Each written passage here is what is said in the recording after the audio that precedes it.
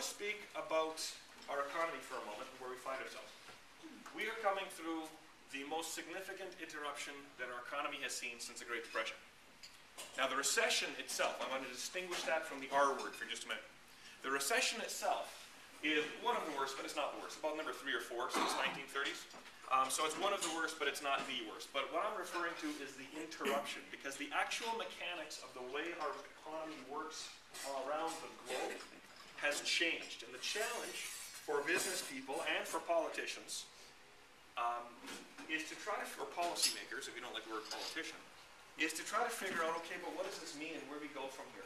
Because we've got the underlying mechanics that has changed, particularly in the area of liquidity. We still don't have people giving loans around the world, and then to big businesses and small businesses alike, the way that was just over 2 years ago now. And a lot of the major players have changed. Their attitudes have changed, their way that their criteria has changed, and we don't really get this yet. We don't understand what it all means.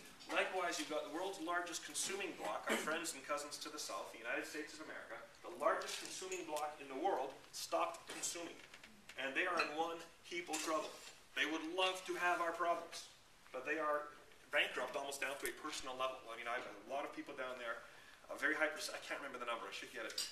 The number of Americans living from paycheck to paycheck just to pay off the minimum balance on their credit cards is enormously high compared to any other jurisdiction in the world. So they've got all kinds of troubles down there. Now, the impact of that on any government's revenues is inevitable, and it's material. And for a while, we thought we could dodge the bullet in BC, and in actual fact, we have felt much less of the impact of this recession than any other jurisdiction in the country. For a while there, we thought we might actually have what we call a soft landing and take off again, but it certainly has been felt. Ask anyone in the forestry industry. And it has been felt. But I'm going to talk about Alberta, Ontario just for a second, because it helps put BC in context. And you're a little more alive in the Peace District to Alberta because of your proximity and because there's so much codependence in terms of the oil and gas sector and just being right across the border, go back and forth, and businesses and people flowing back and forth quite freely here. I realize that. But let's talk about it at a provincial level for just a second.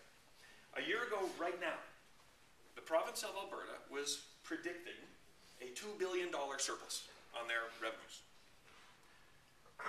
8 months later, when they closed the books on March 31st, the way we all do, they put on the table a $8 billion deficit.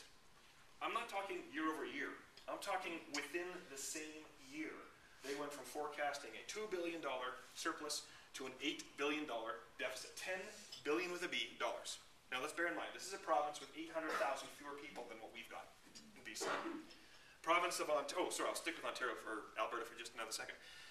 Then in this past April, they revised their financial projections and they produced what they thought their revenue expectations would be from their tax revenues and their royalties, et cetera, et cetera.